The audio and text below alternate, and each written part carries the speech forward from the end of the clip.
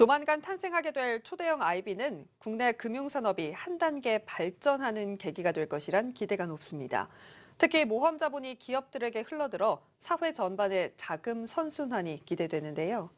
초대형 IB가 성공하기 위해선 모험 자본 투자를 가로막는 각종 장애물이 없어져야 한다는 지적입니다. 유주환 기자의 보도입니다. 일정 요건을 갖춘 대형 증권사에게 자기 자본 2배에 해당하는 어음 발행 업무를 신규로 허가해주는 초대형 IB 지정이 코앞으로 다가왔습니다. 증권사 입장에서는 자금 조달이 수월해지는 장점이 있는 동시에 증권사가 조달한 자금의 절반을 기업금융에 투입하게끔 하고 있어 벤처 신생기업으로 자금이 유입될 것이란 기대가 높습니다. 인가를 신청한 5곳 가운데 삼성증권을 제외한 미래에셋대우, NH투자증권, KB증권, 한국투자증권 등 4곳의 증권사가 어음 발행을 통해 최대 40조 원까지 자금을 조달할 수 있게 되는데 조달한 자본의 절반이 기업으로 흘러들어가게 됩니다.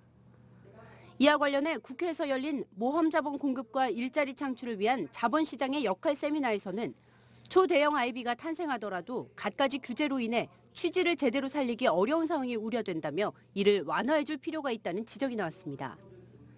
이 가운데 대표적인 규제로 꼽히는 게 증권사의 순자본 비율 NCR입니다. 영업용 순자본이 총 위험액의 몇 배인지를 나타내는 NCR 지표는 증권사의 재무 안정성과 건전성을 나타내주기는 하지만 이 요건을 충족하기 위해 모험 자본 등에 대한 투자가 제한되고 있다는 비판이 나왔습니다.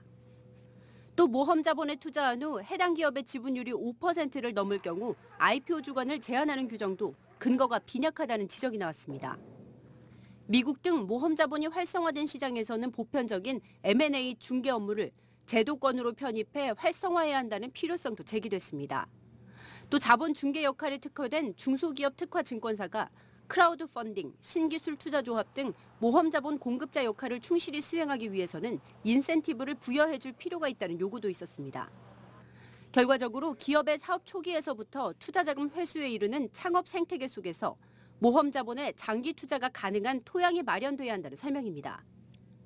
혁신기업 육성이 일회성이 아니라 미국의 실리콘밸리나 영국의 테크시리처럼 연쇄 효과를 일으키며 하나의 흐름으로 이어지게 하기 위해서는 창업 생태계를 흐르는 자금이 제때 올바른 곳으로 흐르게 해야 합니다. 모험 자본의 다양화 측면에서도 벤처 캐피탈과 PE에 치우친 국내 모험 자본이 크라우드 펀딩과 엔젤 투자, 엑셀러레이터 등으로 다변화될 필요가 있다는 분석도 나왔습니다. 한국경제TV 유주환입니다.